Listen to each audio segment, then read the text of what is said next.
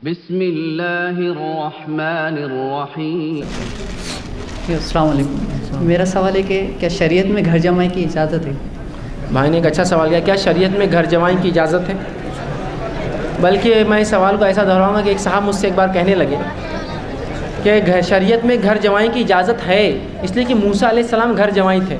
میں نے کہا سبحان اللہ، کیسے کیسے لوگ اپنے مفاد کے لیے پوائنٹس نکال کے لاتے ہیں۔ کبھی یہ استدلال شریعت کے دوسرے نکات میں نہیں کیا، نماز، روزے، زکوٰۃ، حج کے فرائض اور اس کے مسائل میں کہ کیسا نکالنا، یہاں برابر اپنا مفاد سمجھ میں آ گیا۔ موسیٰ علیہ السلام چونکہ ہے نا، تو بولے وہ گھر جمائی تھے تو گھر جمائی بننا جائز ہے۔ دیکھیے سب سے پہلی چیز، اگر کوئی سسر اتنا بوڑھا ہے، اتنا اپاہج ہے، اتنا پریشان حال ہے، اور واقعی میں وہ داماد، اس کے بھی والدین جو ہے اس کو کہا مطلب وہ آ کر اس کے گھر میں رہ سکتا ہے جس سے اس کی مدد ہو جائے، کچھ اس کی وہ ہو جائے، تو بہرحال یہ کیا جا سکتا ہے، اس میں حرام نہیں ہے۔ لیکن اس کا مطلب جو گھر جمائی ہمارے پاس ہوتا ہے اس کا مطلب یہ ہوتا ہے وہ سب کچھ چھوڑ چھاڑ کے تمہارے اوپر گرا ہوا رہتا ہوں، پالو، میرے کو رکھو، میرے بچوں کو پالو، تمہاری بیٹی کو بھی پالو، یہ گھر جمائی تو جائز نہیں۔ موسیٰ علیہ السلام کیسے گھر جمائی تھے میں آپ کو بتاتا ہوں۔ موسیٰ علیہ السلام سب سے پہلے اپنے وطن کو چھوڑے ہوئے تھے، ایک نئے وطن میں آئے تھے۔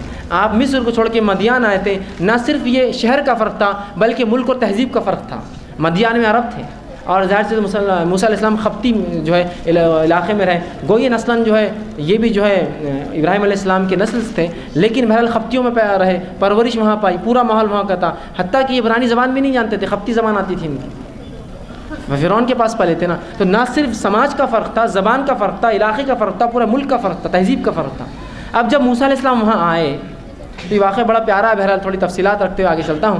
موسیٰ علیہ السلام جب وہاں سے آ کے مدین میں رکے تو اللہ رب العزت نے وہ واقعے کو بیان کیا۔ نکاح کے لیے بہت اچھی اس میں حکمتیں ہیں، یاد رکھیے قرآن کے واقعات بہت زبردست چیز ہوتی ہے، ان سے بہت حکمت ہے، والدین کے بالخصوص نصیحت ہے اس واقعے کے اندر۔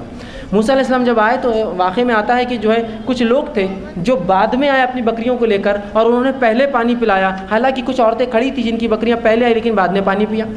موسیٰ علیہ السلام اللہ کے نبی ہوئے نہیں تھے، ہونے والے تھے، لیکن انبیاء سلیم الفطرت ہوتے ہیں، نیک فطرت کے ہوتے ہیں۔ آپ نے کہا یہ ظلم، لڑکیاں پہلے آئی ہے، پانی ان کی بکریاں پئیں گے، یہ لڑکے کیسے پلاتے؟ جب آپ گئے تو ان چرواہوں نے جو ہے موسیٰ علیہ السلام کو دیکھا یہ تو ہمارے علاقے کا بھی نہیں اور ہم کو سکھا رہا ہے، آ کر انصاف اور فلاں، لڑ پڑے۔ موسیٰ علیہ السلام ظاہر سے اللہ کے نبی تھے اور انبیاء علیہ السلام بہت مضبوط انسان ہوتے، مکمل انسان ہوتے اور بہت زبردست طاقت ہوتی ہے۔ جب آئے تھے مصر سے تب بھی ایک مکہ مارا تھا تو ایک آدمی مر گیا تھا ان کے مار سے، صرف ایک آ کر تھوڑی دھکا وہ کیوں سب کو مار کے ہکال دیا، سب بھاگ گئے نکل۔ اس میں سے اللہ نے فرمایا قرآن میں جو دو میں سے ایک بڑی تھی، مطلب وہ دو عورتیں تھیں، دو میں سے ایک بڑی تھی، اور حدیث میں آتا ہے کہ آپ صلی اللہ علیہ وسلم فرماتے ہیں کہ جب موسیٰ علیہ السلام وہاں سے آئے ان عورتوں سے کہا تم پانی پلاؤ اپنی بکریوں کو پہلے۔ ان میں سے ایک نے کہا کہ آپ ہمارے گھر چلیے، ہمارے والد بڑے بزرگ ہیں۔ ان کے والد شعیب علیہ السلام تھے، بڑے بزرگ تھے، بوڑھے ہو چکے تھے، ٹھیک، جو بوڑھے ہیں آپ اگر وہاں چلے تو بہتر ہے۔ اور موسیٰ علیہ السلام نے کہا دیکھو میں تمہارے آگے پیچھے تو نہیں چل سکتا اس لیے کہ تم لڑکیاں ہو، میں آگے چلتا ہوں، تم بتاؤ تمہارا گھر کہاں ہے، ورنہ میں پیچھے چلوں گا تمہارا جسم مجھے دکھیں گا، چونکہ پردے کے احکامات نہیں تھے۔ تو کہا ٹھیک ہے میں آگے چلتا ہوں، آپ پیچھے چلیے۔ وہ لڑکیاں پیچھے چلتے رہی، موسیٰ علیہ السلام کو راستہ بتائی۔ جب گھر گئے تو قرآن نے اس بڑی کا قول نقل کیا اور کہا، اس نے اپنے باپ سے کہا کہ یہ آدمی بڑا طاقتور امانت دار ہے۔ بس باپ نے اس خاتون کے اس ایک لفظ سے بھاپ لیا، بیٹی کا اشارہ کس طرف ہے، یہ لڑکا بہتر ہے، یہ لڑکا اس کو کہیں نہ کہیں بھاگ گیا ہے، لڑکا بڑا طاقتور اور امانت دار ہے، اے والد اس کو کیوں نہ رکھ لے۔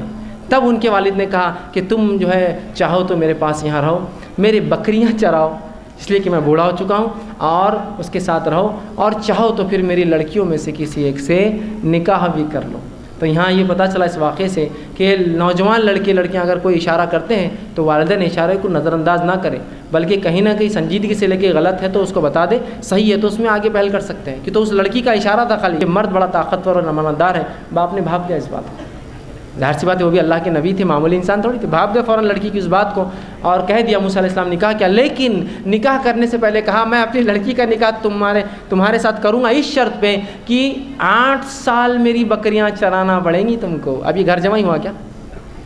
8 سال بکریاں اور 8 پہ 2 سال چرا لو تو پھر یہ تمہارے طرف سے سمجھو یہ اضافی بونس رہیں گا۔ تو موسیٰ علیہ السلام نے 10 سال بکریاں چرائی نکاح کرنے کے لیے، دیا، سروسز دی، پیسہ نہیں تھا نا، آپ تو خلاش آئے تھے نا، اپنے ملک سے بھاگ کر آئے تھے، سروسز دینا پڑی نا اس کے بدلے میں۔ 10 ایئرس کی سروسز بعد نکاح ہوا تو یہ کیا گھر جمائی ہوئی؟ تو لوگ کیسے اپنے مفادات نکالتے؟ تو بہرحال اگر گھر جمائی سے مراد یہ ہے کہ ایک سسر جو بوڑھا ہے، پریشان ہے، مسکین ہے، اور ایک داماد جو اپنے گھر سے پریشان ہے یا وہاں نہیں رہ سکتا یا دوسرے ملک میں ہے اور وہاں نکاح کرنا چاہتا ہے اور پھر وہاں رہ کر اس کی مدد کر کے اس کے مدد کے عوض کچھ لیتا ہے تو جائز ہے. لیکن گھر داماد سے مراد یہ گھر جمائی سے جا کے پڑ جاؤ اس کے آنکھ پہ بیچارے بوڑھے آدمی کے، بیٹی کو بھی پال رہا اس کے اور اس کو بھی پال رہا، بچوں کو بھی پال رہا، یہ گھر جمائی کا سسٹم یہ شریعت میں کہیں بھی جائز نہیں ہے. مرد کمانے والا ہے، خود کمائے، سوائے مدد کے طور پر، ہیلپ کے طور پر. وہ اگر رہ لے یا اس کا سسر اس کے ساتھ رہ لے تو انشاءاللہ اس میں کوئی حرج نہیں ہوگا.